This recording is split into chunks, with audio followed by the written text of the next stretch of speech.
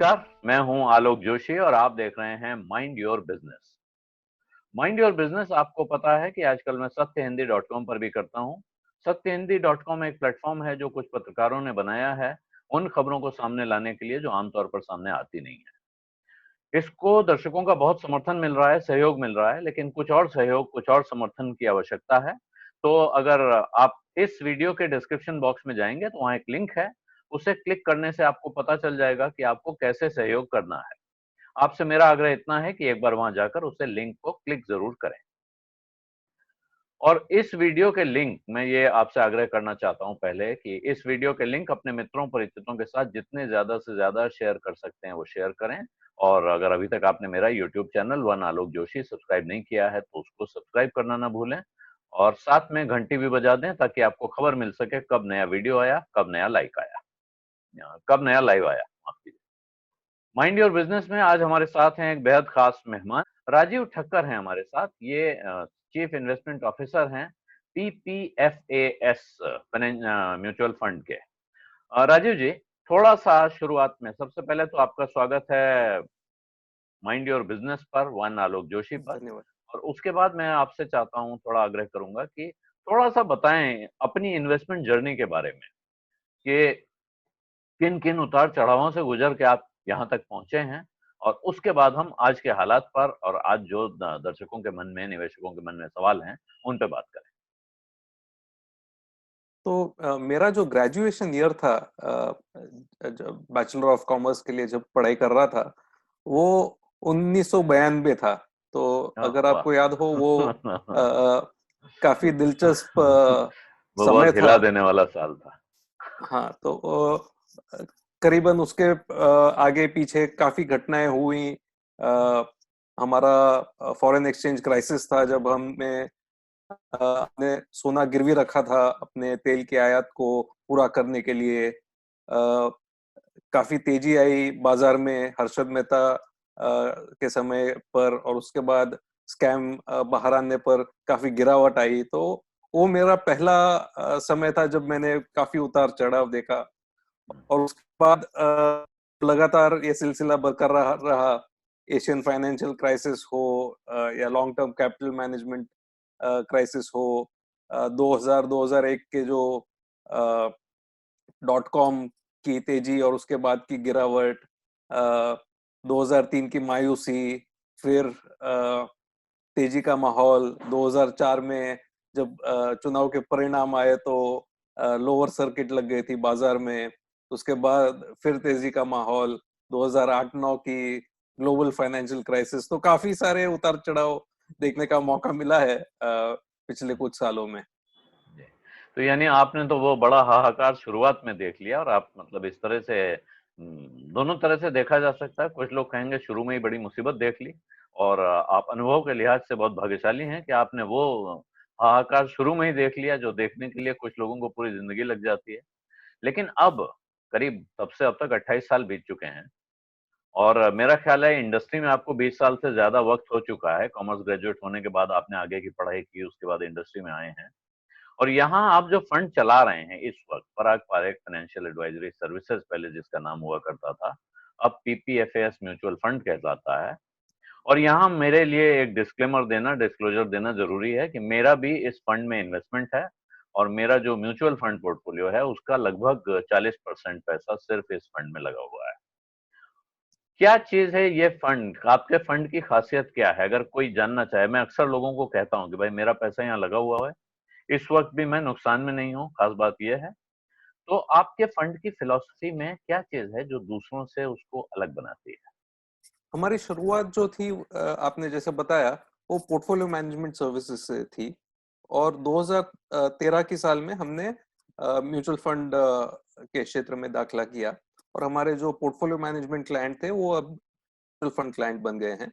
तो हमारा नजरिया अभी भी वही है कि जहां भी हमें तक मिलती है, जहां भी अपॉर्चुनिटी है, तो उस अपॉर्चुनिटी को हम, हमारी जो एक स्कीम है उसमें उसका इस्तेमाल करते हैं, उस तक का इस्तेमाल करते हैं, उस मौके का इस्तेमाल करते हैं। हम्म। जबकि बाजार में ऐसा फैशन है कि हर एक साल, हर 2 साल में नई स्कीम आती है, सेक्टोरल फंड्स आते हैं। काफी स्लाइसिंग डाइसिंग जिसे कहते हैं, काफी बारीकी से लोग उसको बांट देते हैं अलग अलग स्कीमों में। तो वो नजरिया हमारा नहीं है।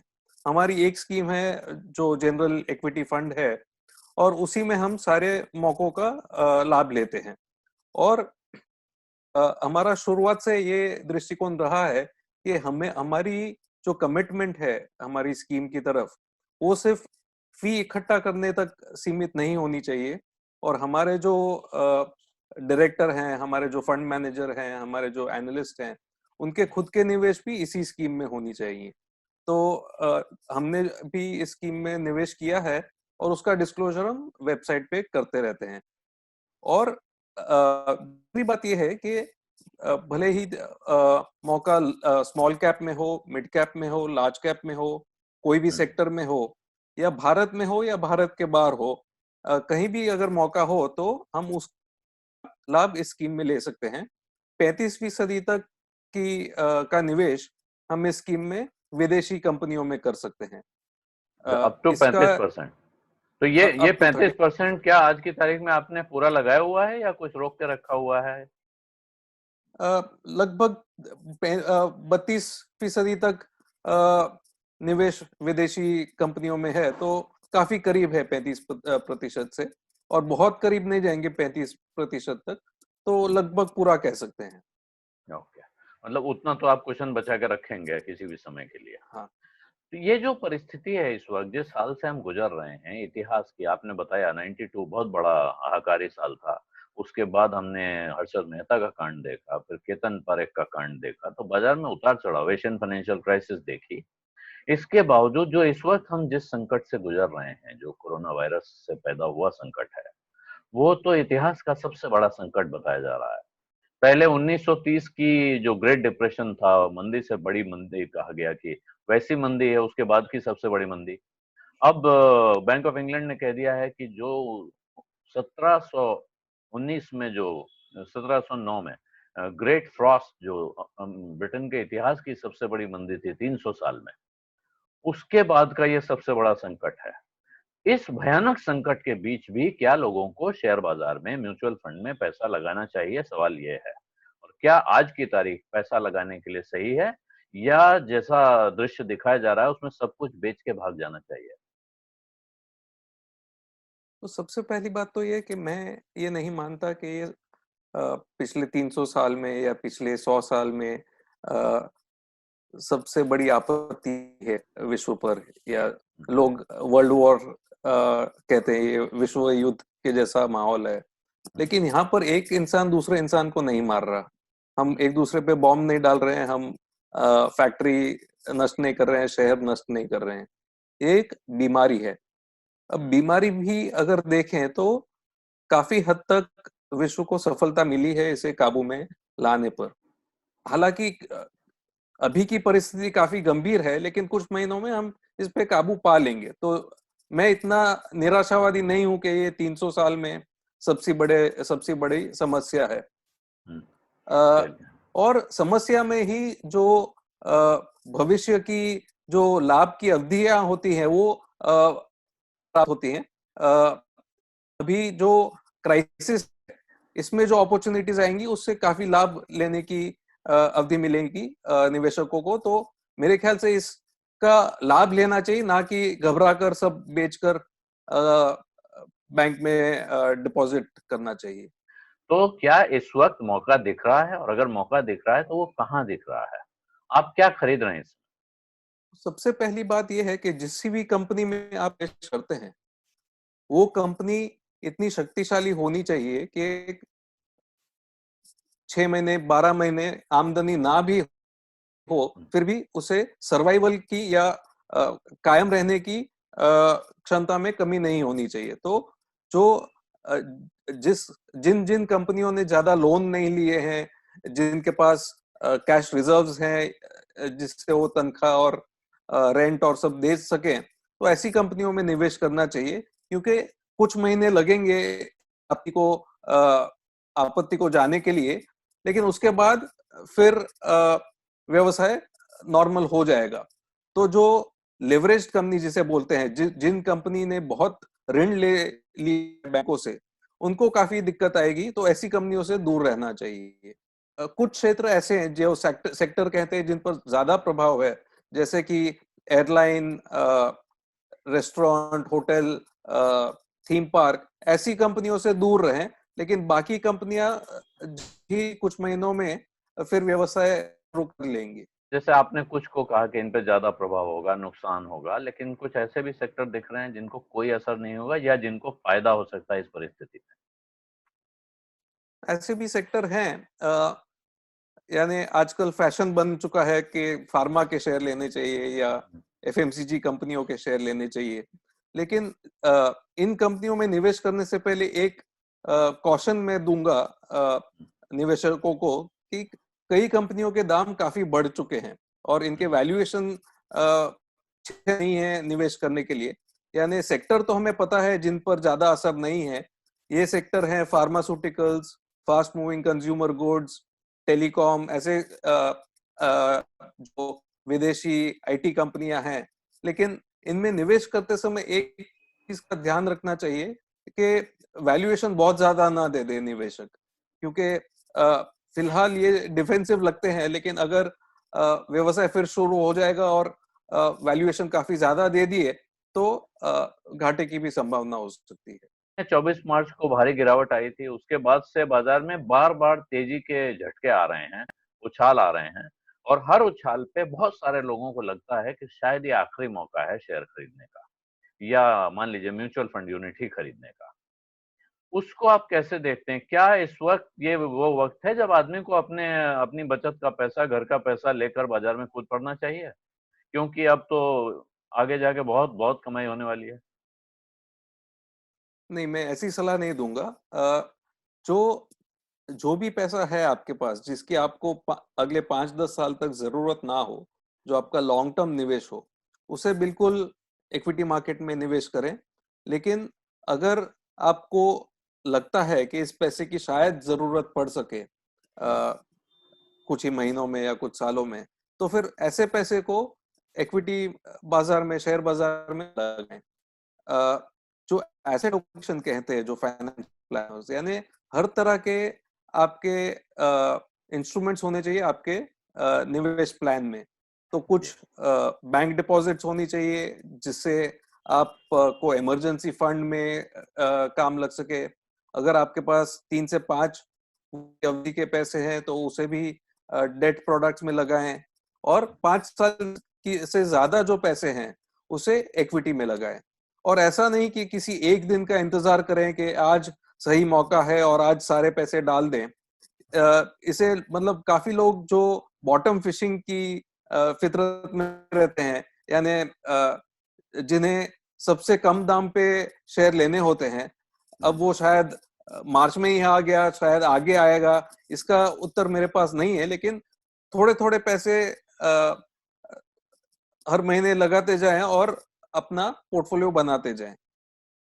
यानी कि बॉटम की तलाश करना व्यर्थ है, उस चक्कर में आप रहेंगे तो हो सकता है फायदे के बजाय नुकसान उठा जाएं। आपने कहा कि कुछ पैसा बैंक फिक्स डिपॉजिट में रखें, कुछ डेट प्रोडक्ट्स में लगाएं। तो एक एक मोटा आइडिया दे सकते हैं कि इंसान को कितना पैसा कहाँ रखना चाहिए, जो अच्छा पोर्टफोलियो एलोकेशन जिसको कहते हैं, एसेट एलोकेशन? तो इस एसेट एलोकेशन में काफी सारे फैक्टर्स होते हैं, काफी सारे चीजों का को ध्यान में रखना पड़ता है।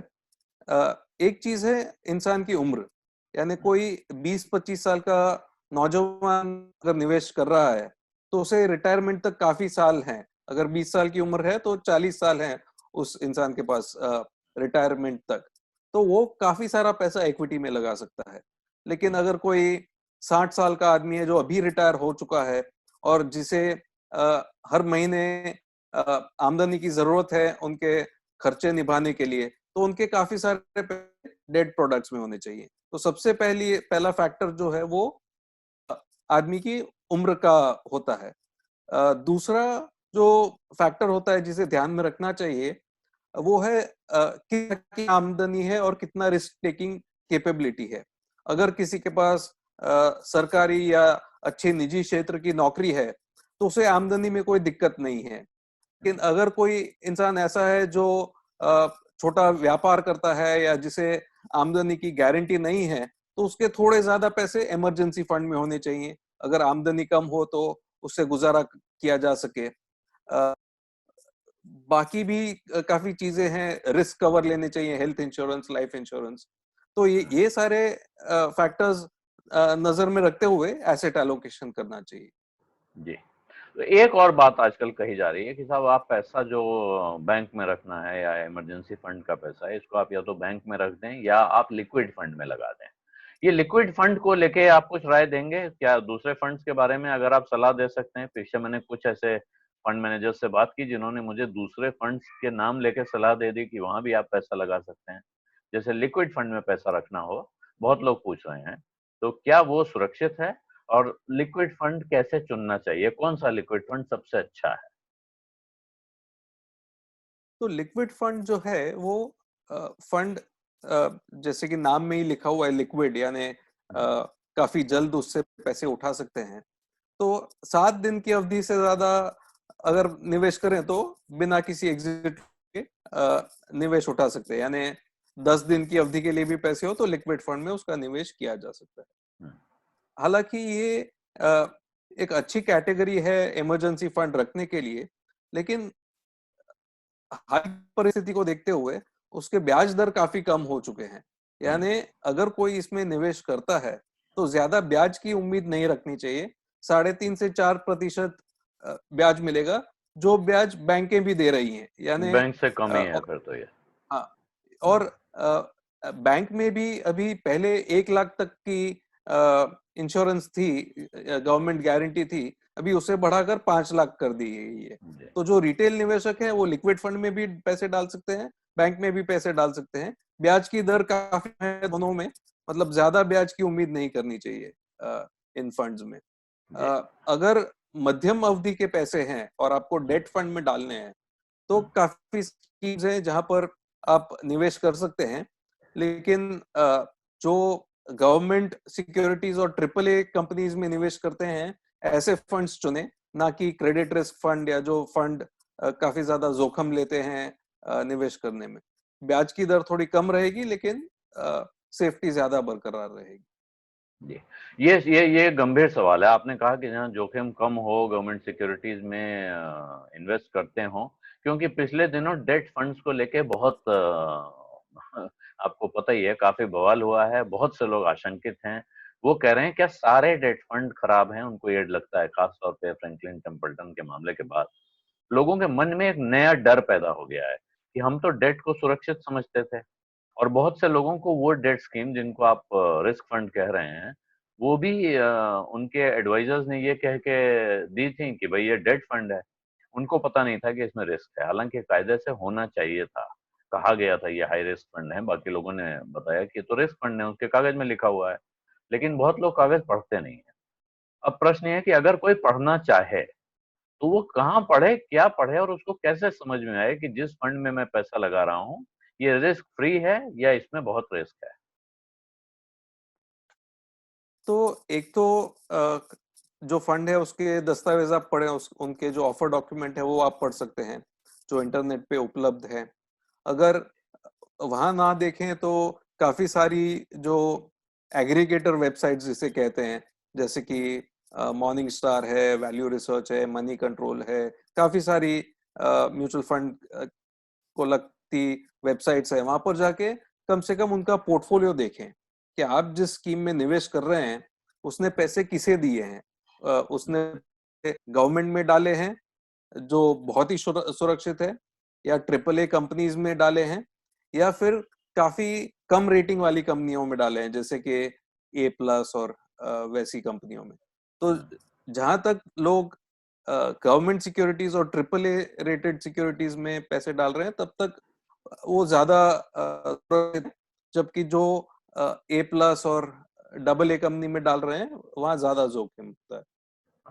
अब एक और सवाल आता है कि बहुत इस बीच पिछले कुछ सालों में इस बात को लेकर जागृति हुई है कि आप म्यूचुअल फंड में जब पैसा लगाते हैं तो आप डायरेक्ट लगाएं या रेगुलर प्लान में लगाएं। तो एक रेगुलर प्लान होता है जो आप किसी ब्रोकर के थ्रू जाते हैं, और एक होता है डायरेक्ट प्लान जिसमें बीच में कोई एडवाइजर या डिस्ट्रीब्यूटर नहीं होता है। इन दोनों के बीच में मुझे रिटर्न में क्या फ़र्क मिलता है? आपके रेगुलर स्कीम और आपका डायरेक्ट स्कीम दोनों है, तो दोनों में 10 साल का एवरेज रिटर्न का डिफरेंस क्या आता है? तो ये ऐसी बात है, अगर डायरेक्ट प्लान आप देखें तो वो सीधे केमिस्ट के पास जाकर दवाई लेने के बराबर है। हुँ, अगर आपको पता है आपको कौन सी दवाई चाहिए, जैसे विक्स वेपोरब चाहिए या इनहेलर चाहिए, अगर एकदम ओवर द प्रोडक्ट है और सिंपल प्रोडक्ट है तो उसमें ज्यादा रिसर्च की आवश्यकता नहीं है, ज्यादा सोचने की आवश्यकता नहीं है। तो कोई निवेशक अगर लिक्विड फंड ले रहा है या अगर इंडेक्स फंड ले रहा है एक्सचेंज के थ्रू, तो फिर वहां पर एडवाइजर की इतनी ज्यादा आवश्यकता शायद ना भी हो किसी सर्कमस्टेंसेस में। हुँ, हुँ, लेकिन अगर किसी को सलाह की जरूरत है, यानी हुँ। किसी को अगर जनरल प्रैक्टिशनर के पास जाके एनालिसिस करना है, तो उस टाइम पास जाना नहीं, चाहिए। राजीव जी, मैं एडवाइस की बात नहीं कर रहा हूँ। देखिए, एडवाइस लेना एक अलग बात है। एक एडवाइस लेना है और दूसरा एक डिस्ट्रीब्यूटर के थ्रू खरीदना है। हो सकता हाँ है, जो मैं कहा भी जाता है कि आप एडवाइस किसी ऐसे प्रोफेशनल से ज़रूर ले लें, जो आपसे फीस लेता हो, जिसको आप फीस दें उसकी एडवाइस की। लेकिन उसी आदमी से अगर आप एडवाइस लेंगे, जो पुरानी परंपरा भारत में चली आ रही है, हमारे घर में एक इंश्योरेंस एजेंट साहब आते थे, वही सलाह भी दे देते थे और वही पॉलिसी भी दे देते थे। इसको बहुत से लोग कहते हैं कि ये ठीक नहीं है। हालाँकि बहुत कई मामलों में अच्छा भी होता होगा, लेकिन वो कहते हैं कई बार आदमी अपने कमीशन के चक्कर में आपको गलत स्कीम बेच देता है। तो मेरा मानना है, बिल्कुल अगर सलाह मैंने ले ली किसी से, इसके बाद मैं तय कर लिया, उस सलाहकार की सलाह से भी तय कर लिया। इसके बाद मैं रेगुलर प्लान में जाऊँ या डायरेक्ट प्लान में जाऊँ, तो इन दोनों से मेरे रिटर्न पे कितना फ़र्क पड़ जाता है। बिल्कुल। तो सबसे अच्छी बात तो ये होगी अगर निवेशक एक चेक लिख दे फाइनेंशियल एडवाइजर को और फाइनेंशियल एडवाइस ले ले, और फिर बिना कमीशन वाले डायरेक्ट प्लान ले ले। ये एक हुँ, अ, जी। पर्याय है निवेशक के पास। दूसरा पर्याय ये है कि बिना कुछ एडवाइस लिए डायरेक्ट प्लान ले ले, हुँ, जिसकी सलाह मैं नहीं देता। अभी जी। आपने एक प्रश्न पूछा, फर्क कितना होता है डायरेक्ट प्लान और रेगुलर प्लान में। तो हमारी जो इक्विटी स्कीम है उसमें हुँ, फर्क 85 पैसे यानी 0.85% का फर्क होता है पर एनम, जी। एक्सपेंस रेशियो में या रिटर्न हुँ, में, हुँ, डायरेक्ट प्लान और रेगुलर प्लान के मुकाबले। जी। डेट फंड्स और लिक्विड में उसकी मात्रा जाती है। तो हमारा जो लिक्विड फंड है उसमें फर्क 0.1% का है। हुँ, लेकिन मैं ये बात भी बता दूं कि कुछ लोगों में ये रेजिस्टेंस होता है, या मनोवृत्ति ऐसी होती है कि वो अलग से फी नहीं देना चाहते एडवाइजर को। हुँ, तो ऐसी हुँ। स्थिति में रेगुलर प्लान लेना बेहतर है, ना कि बिना जाने या बिना कुछ सोचे समझे डायरेक्ट प्लान ले लें वो फी बचाने के चक्कर में। लेकिन अगर गलत स्कीम ले ली या अगर हुँ। गलत प्रोडक्ट ले लिया तो उसकी हानि काफी ज्यादा हो सकती है। तो अभी जो कोरोना का संकट का हाल दिख रहा है, आपको क्या लग रहा है, कितने समय में हमको तस्वीर साफ दिखेगी? और अभी लक्षण जो दिख रहे हैं कि लॉकडाउन धीरे-धीरे खोलने की, रिलैक्स करने की तैयारी हो रही है। तो जो भारत के बिज़नेसेज़ हैं, ख़ास तौर पे भारत के, इसलिए कह रहा हूँ कि हमें सीधे भारत में इम्पैक्ट आना है, वो कब तक वापस पटरी पे लौटते दिखते हैं? अगर सब कुछ खुल गया, इसके बाद भी जो सबसे अच्छी कंपनियाँ हैं, वो कब वापस अपने पूरे फ्लो पर आ पाएँगी? ये अलग अलग कंपनियों पे निर्भर करेगा, क्योंकि उनके उनकी फैक्ट्री और प्लांट कहाँ पर हैं, उनके सप्लायर कहाँ पर हैं। अभी कोई मोटरसाइकिल कंपनी हो, एक कंपनी के फैक्ट्री ग्रीन जोन में हो और दूसरी कंपनी के फैक्ट्री रेड जोन में हो, तो काफी फर्क रहेगा कौन सी फैक्ट्री जल्द शुरू होती है, कौन सी फैक्ट्री देर से शुरू होती है, और किस तरह का बिजनेस है उस पर भी निर्भर करेगा।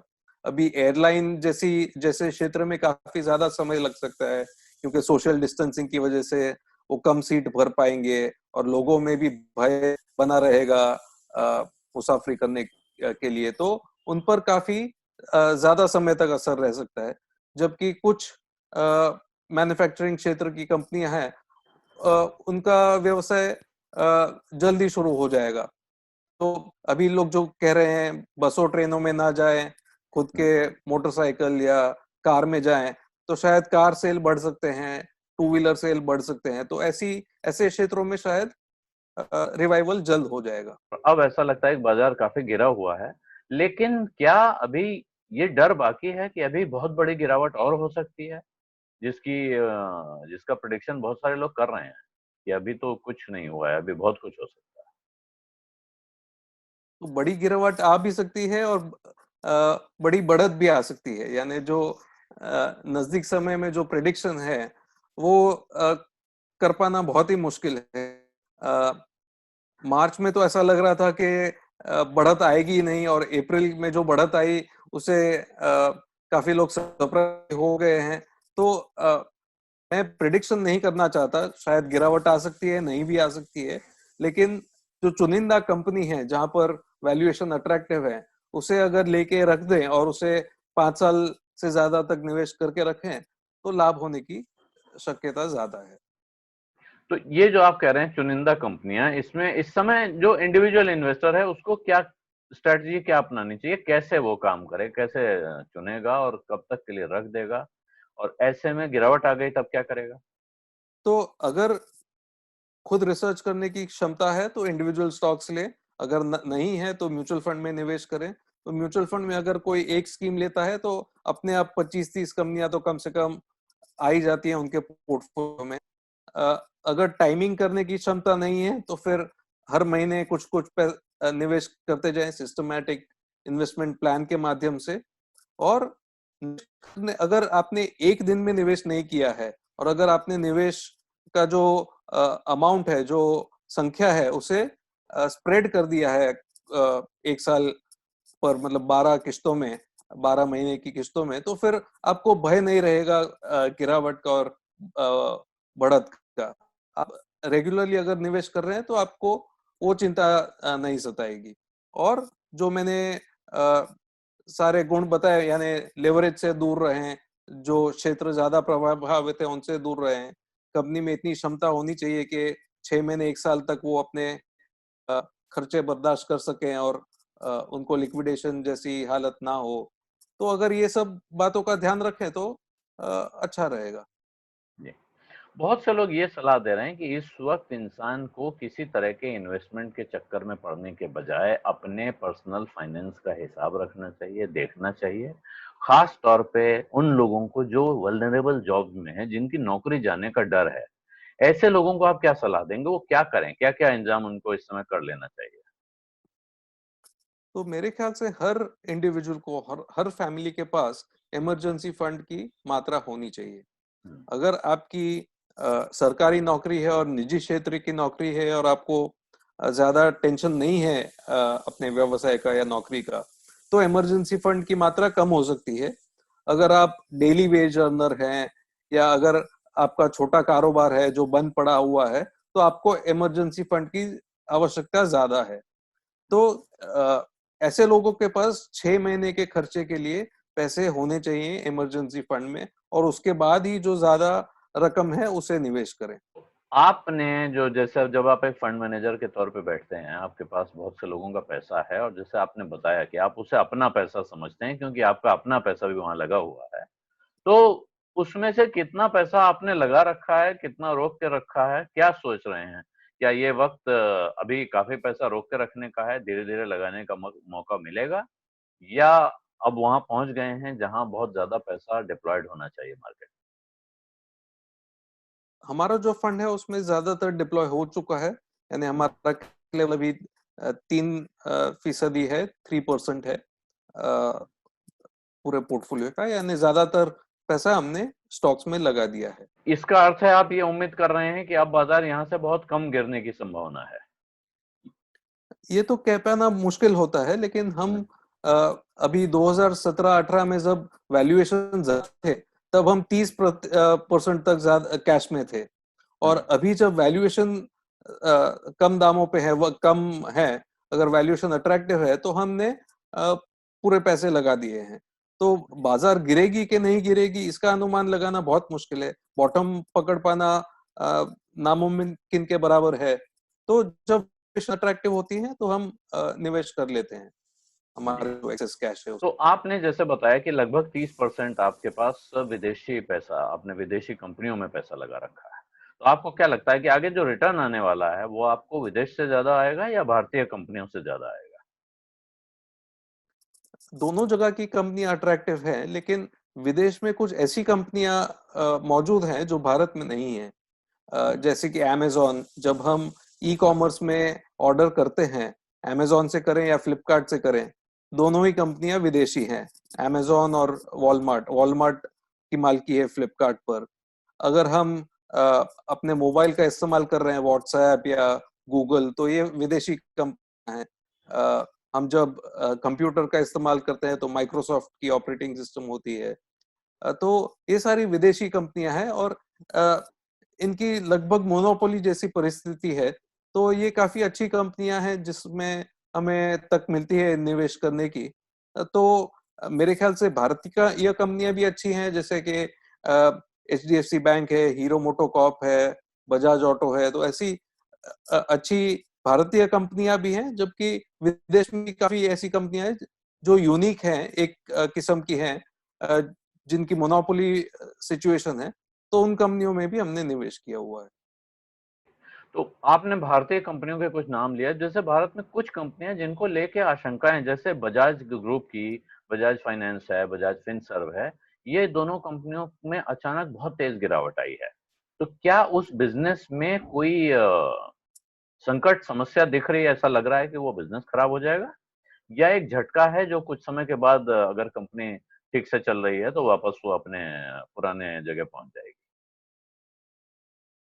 यानी सारी लेंडिंग कंपनियां हैं, हम्म। नॉन बैंक फाइनेंस कंपनी हो या निजी क्षेत्र, पब्लिक सेक्टर की बैंक हो, सबने लोन दिया हुआ है लोगों को।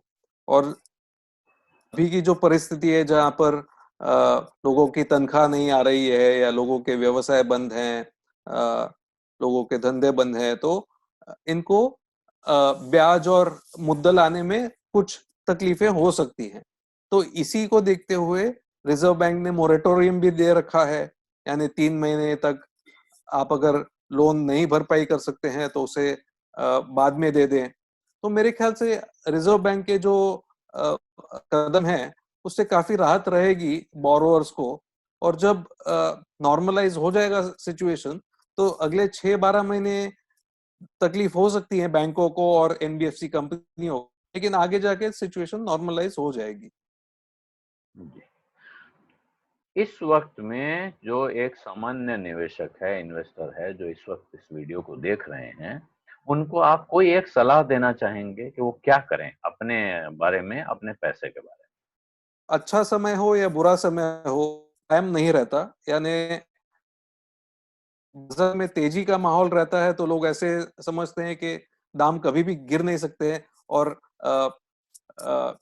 सूचकांक और शेयर के दाम ऊपर ही चले जाएंगे। और जब मंदी का समय होता है तब लोग समझते हैं कि कारोबार कभी नहीं सुधरेगा, दाम नीचे ही नीचे चले जाएंगे। तो ऐसा नहीं होता है। संतुलन बनाए रखें अपने एसेट एलोकेशन में। यानी संतुलन बैंक डिपॉजिट में, इक्विटी निवेश में, डेट प्रोडक्ट्स में, और शांतता बनाए रखें। अगर आप रोज ही 24 घंटे अगर टीवी चैनल देख के पैनिक करेंगे या आशंका में आ जाएंगे, तो फिर ये अच्छा, मानसिक संतुलन के लिए भी और अपने निवेश के लिए भी। तो जो शांतता अगर बनाए रखें, और अगर रोज रोज शेयर के नाम ना देखें, 6 महीने एक में एक बार देखें, तो वो आपके निवेश के लिए अच्छा रहेगा। में? जी राजीव जी, बहुत बहुत शुक्रिया आपका हमारे साथ जुड़ने के लिए, माइंड योर बिजनेस पर आने के लिए, हमारे दर्शकों धन्यवाद। को ये सलाह देने के लिए। ये थे राजीव ठक्कर, जिनसे आपने बात सुनी, और इन्होंने मेरा ख्याल है जिस अंदाज में बातें बताई हैं, इनसे बहुत आपको भी बातें साफ हुई होंगी, ये समझ में आया होगा कि बाजार में क्या करना है, क्या नहीं करना है, अपने पैसे का कौन सा हिस्सा कहाँ रखना है, फंड चुनना है तो कैसे चुनना है, कोई कंपनी चुननी है तो कैसे चुननी है। माइंड योर बिजनेस का ये एपिसोड आपको कैसा लगा ये बताना मत भूलिएगा, डिस्क्रिप्शन में कमेंट कीजिए, और इस वीडियो के लिंक अपने उन मित्रों परिचितों के साथ जरूर शेयर कीजिए जिनके बारे में आपको लगता है कि वो इस वक्त इन सवालों से जूझ रहे हैं, जो सवाल हमने यहाँ पूछे हैं, जिन्हें इस वक्त अपने पैसे का इंतजाम करने के लिए एक भरोसेमंद मददगार सलाहकार की जरूरत है। और मेरा यूट्यूब चैनल वन आलोक जोशी, अगर अभी तक आपने सब्सक्राइब नहीं किया है तो सब्सक्राइब का बटन दबाना न भूलें। साथ में घंटी बजा दीजिए, यानी नोटिफिकेशन आइकॉन को भी क्लिक कर दीजिए, ताकि अगला वीडियो आने पर या नया लाइव आने पर आपको खबर मिल सके। अपना ख्याल रखिए, घर से बाहर मत निकलिए जब तक कि स्थिति सामान्य न हो जाए, और किसी की मदद करने का कोई मौका आपके सामने आ रहा है तो उसको हाथ से जाने न दें। बहुत विकट समय है इस वक्त, लोगों को आपकी थोड़ी सी मदद भी किसी दूसरे की जिंदगी के लिए बड़ा सहारा बन सकती है। धन्यवाद, नमस्कार।